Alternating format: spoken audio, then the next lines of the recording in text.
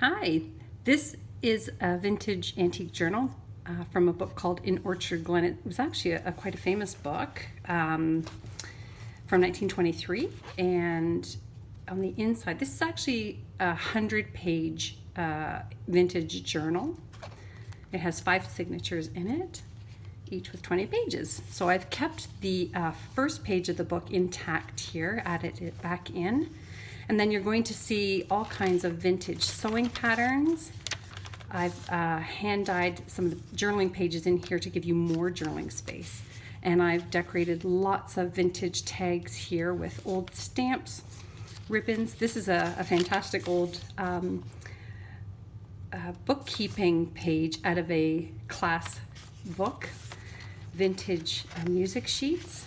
This is great. This is a hand-typed piece of paper with the carbon copy piece with a vintage stamp on it, and I tucked it into a little envelope, and you've got an old dictionary page tag here with a lovely image on it that I was able to salvage, and then behind it there's more journaling space.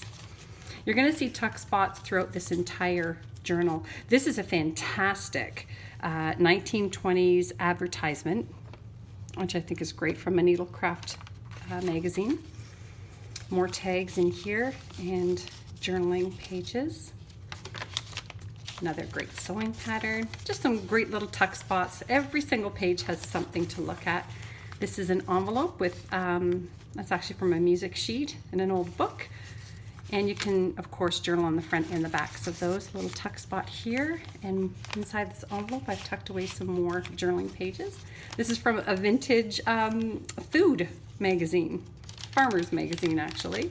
This is a really, really old photo of a baby. They actually, back in the day, they used to turn them into postcards so you can send them to family and friends easily.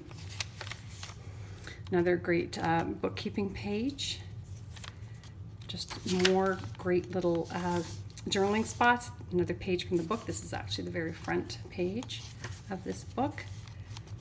And more vintage book pages in here. And these, believe it or not, are from a 110-year-old ledger that I was able to keep together. A little brittle, but super interesting. More pages in here. Old ledger. This is from a vintage bird book. I just love these. This one's actually from the 50s, so there's still a little bit of gloss to it. And again, we've got more ledger books here from the schools, more gardening books. Great little spots to tuck in your tags and journaling pages. Again, I've made more tags here. Just a little interesting fold here.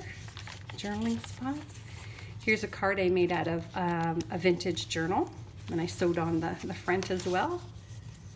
Old antique book. And some really cool magazine pages. Another little tag here. Another bird page. And again, some antique papers here that I've gone ahead and made some tags and tuck spots into. You can journal in all these great little spots. And here's a vintage map, which I just love old maps. And again, some old 100-year-old music sheets. Actually, they're older than that. And I made great little tuck spots in here as well, front and inside. And I dyed some little flowers here just for some embellishments for you. A botanical magazine, another ledger page, more tuck spots here. I love that you can even see where people hand wrote in their classroom books. I kept all that in. I think it's very interesting.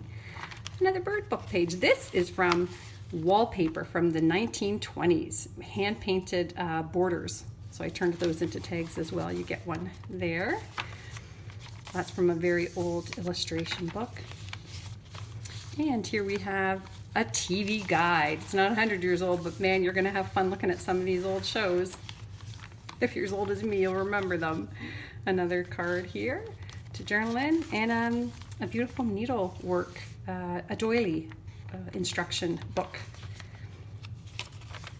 And doilies have made a comeback, which just cracks me up. So it was very appropriate. An old vintage postcard.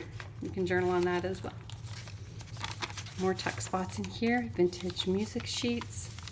And again, another botanical book. More maps and journaling spots, illustrations, book pages. And that's that one. So this one is actually going for $70 because it is 100 pages and well worth it. I think you'll really have fun with this one.